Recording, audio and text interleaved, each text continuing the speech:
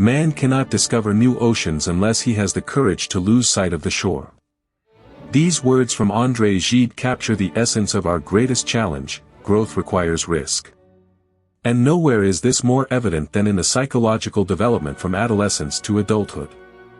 In the mid-20th century, Swiss psychologist Marie-Louise von Franz noticed a disturbing trend.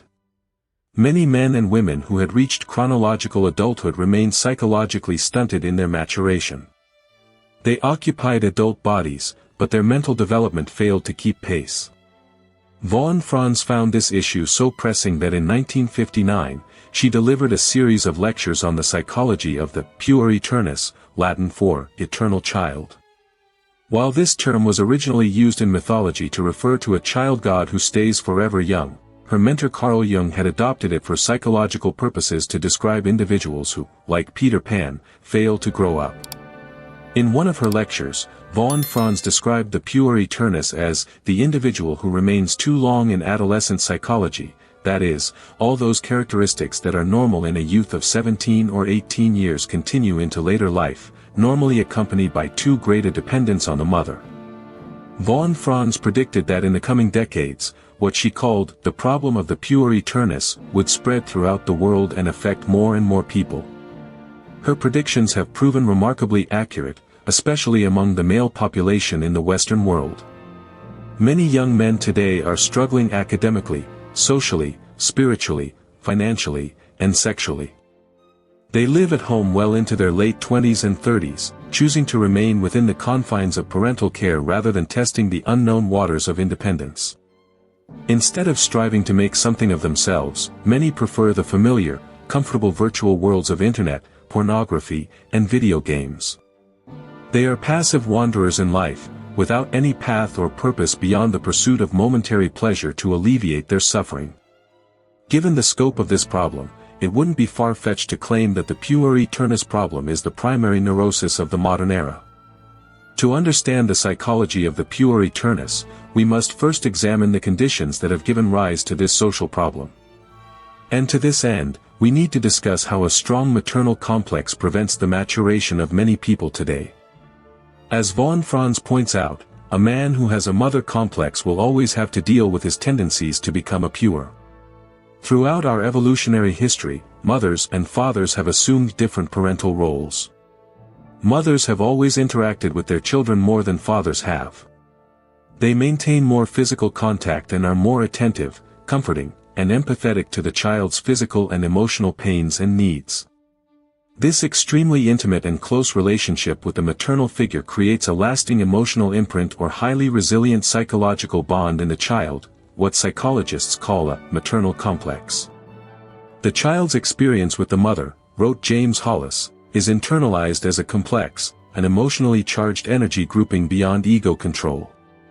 Fathers do not create this same bond of dependence with the child.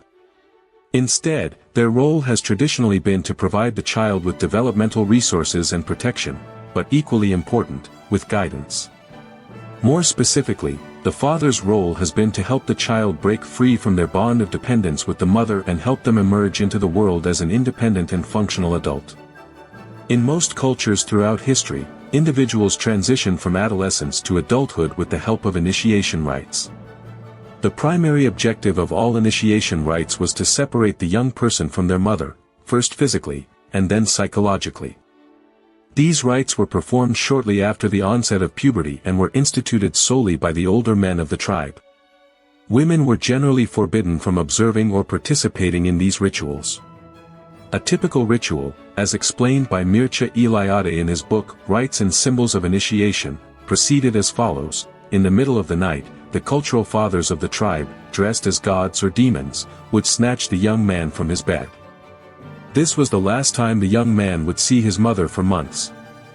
The young man would be taken to a deep cave, buried alive, or otherwise immersed in some other kind of literal or symbolic darkness.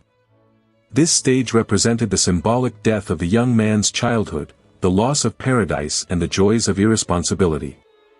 It was meant to convey to the young man the message, "You can't go home again." After the symbolic death of childhood, a rebirth ceremony would take place, marking the transformation of the young man to a more mature state of being. Subsequently, The elders would teach him the wisdom and knowledge of the tribe and then send him into the wilderness where he would spend many months alone, struggling for survival. Upon his successful return, he was welcomed back into the tribe as an adult member. The young man, from that point on, was expected to have overcome his maternal complex. Immaturity and dependence were no longer acceptable. Given the intensity and sometimes violent nature of these initiation processes, it seems our ancestors understood that separating a child from their mother was a monumental task that required premeditated measures. In the modern West, there is no equivalent for these rites of passage. It has often been noted, writes Mircea Eliade, that one of the characteristics of the modern world is the disappearance of any meaningful rite of initiation. In the absence of cultural fathers and initiation rites, today's young people must turn to their personal father to provide them with initiation into adulthood. But unfortunately, not all fathers can provide their children with this guidance, as to do so, the father must be strong, independent, and emotionally present in the child's life. He must be able to show by his example that there is something in this world worth seeking out and fighting for. To successfully encourage a young person to break away from the comforts of childhood, he needs to convince them there is a place worth going to. Sons also need to see their father in the world, wrote James Hollis. They need him to show them how to be in the world, how to work, how to recover from adversity. They need the activation of their inherent masculinity both through external modeling and through direct affirmation.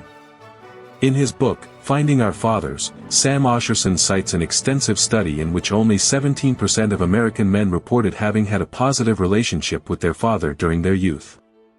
In most cases, the father was physically or emotionally absent. Reflecting on this statistic, psychotherapist James Hollis writes, "If this astounding statistic is even close to the truth, then something large and tragic has happened to one of the critical balances of nature." A disruption in the critical balance of human nature is exactly what is happening. We live in the age of the absent father, and many suffer enormously as a result. Young people are expected to leave the comforts of home, overcome the maternal complex, and embark on a life worth living without the psychological support of a father. But the effects of an absent father are worsened by the impact this situation has on the mother, as it produces a situation where, firstly, the mother tends to be more authoritarian in her parenting to compensate for the lack of a male figure in the child's life. And secondly, the failure on the part of the father to provide the mother with love and support creates in her an emotional hunger that she attempts to satiate through her relationship with her child. This situation creates the perfect storm, and the mother becomes what Jungians call a devouring mother. She overprotects and smothers her child, becoming involved in all aspects of their life. It is often the case that such a mother, despite having the best intentions, unconsciously manipulates her child to remain dependent on her well into adulthood. And frequently, the child willingly complies. Contemplate the secret conspiracy between mother and child, writes Jung, and how each helps the other to betray life. A child raised in this manner, and never granted the opportunity to venture out alone, to fend for themselves, to fail and correct their own mistakes, or to make decisions for themselves, will become an adult crippled in their capacity to endure and overcome the inevitable challenges and struggles of life. The healthy desire to adapt to reality and individuate, both of which entail fear, pain, and conflict, will be replaced by their need to remain bound to their mother, whether their personal mother or a symbolic substitute in the world. If they don't remain dependent on their biological mother, they may desperately seek to find in other women a nurturing substitute, or else lose themselves in the comforting embrace of an addiction. In other words, when a child emerges into adulthood with a strong maternal complex, they will not seek to develop their independence or evolve their consciousness, but will instead be possessed by what Jung called the spirit of regression. This spirit of regression threatens us with bondage to the mother and with dissolution and extinction in the unconscious. The individual will find themselves in service of the dream and not the life. He wants to be caught, sucked in, enveloped, and devoured, writes Jung. He seeks, as it were, the protecting, nourishing, charmed circle of the mother, the condition of the infant released from every care. No wonder the real world vanishes from his sight. Leaving behind the state of the puer aeternus, or eternal adolescent, involves emotional and psychological maturation, taking on responsibilities, and committing to personal growth. Here are 3 practical steps to begin this process. Step 1. Self-awareness and acceptance. The first step to stop being a puer aeternus is to become aware of your behaviors and thought patterns. Reflect on how you face life's challenges, your interpersonal relationships, and how you make decisions. Recognize if there are tendencies toward avoidance, resistance to responsibility, and fear of commitment. Accept that these patterns may be hindering your growth and well-being. Step 2. Taking responsibility. The next step is to take responsibility for your actions and decisions. Stop blaming others or circumstances for your problems and accept that you have the power to change and improve your life. Accept the consequences of your choices and learn from mistakes.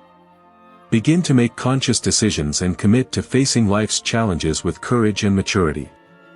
Step 3. Setting goals and developing skills.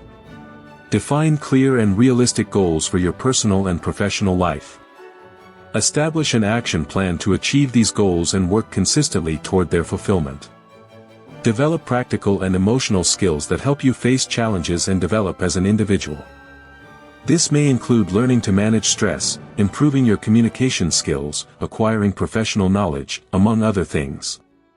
Remember that the process of ceasing to be a puer aeternus is not easy and takes time. It's important to have patience and compassion for yourself as you work on your personal growth. Seeking support from friends, family, or professionals can be beneficial on this path toward maturity and emotional well-being.